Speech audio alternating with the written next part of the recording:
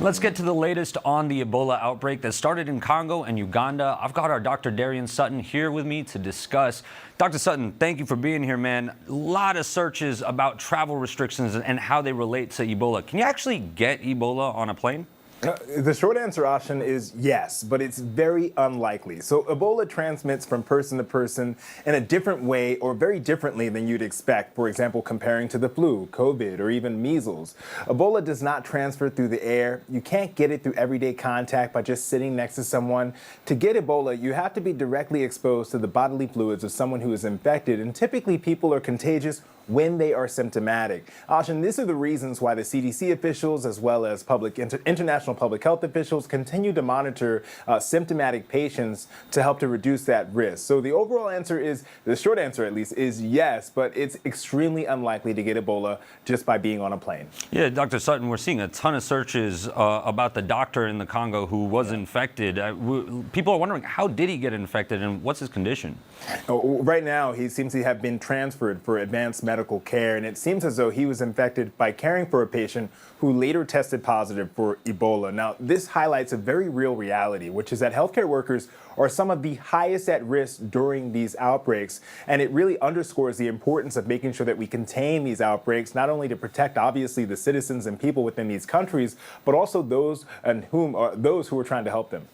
Yeah, Dr. Sutton, how are healthcare workers actually combating this disease? Like, how do we fight Ebola, and how many confirmed cases do we know about so far?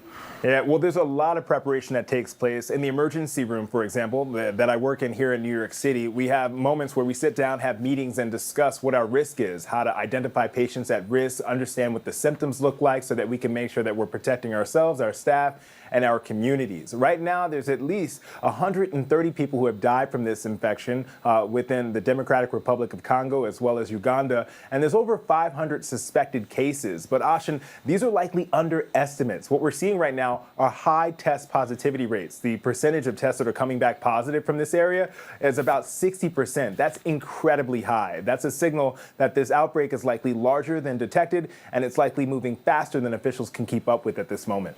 Yeah, Dr. Sutton, before I let you go, do you mind breaking down the science a little bit for us? How does Ebola actually spread, and should people at home here in the U.S., should they be worried? Yeah, great question. So Ebola spreads from person to person by direct contact with bodily fluids of someone who's infected. Now, typically, a person is contagious when they are symptomatic. And that is the reasoning why we don't define it as a high pandemic potential. This actually has a very low pandemic potential because Ebola has a hard time hiding. It typically transmits when people are symptomatic. It obviously creates very devastating symptoms that are very obvious, so it has a very difficult time hiding. But that does not defeat or ignore the fact that this is an incredibly difficult diagnosis with a very high fatality rate, up to 50%. And so it's so important to understand this while we make sure that we contain it and reduce the risk of it spreading beyond its borders, because we always have to remember that viruses don't care about borders, they just take opportunities. Dr.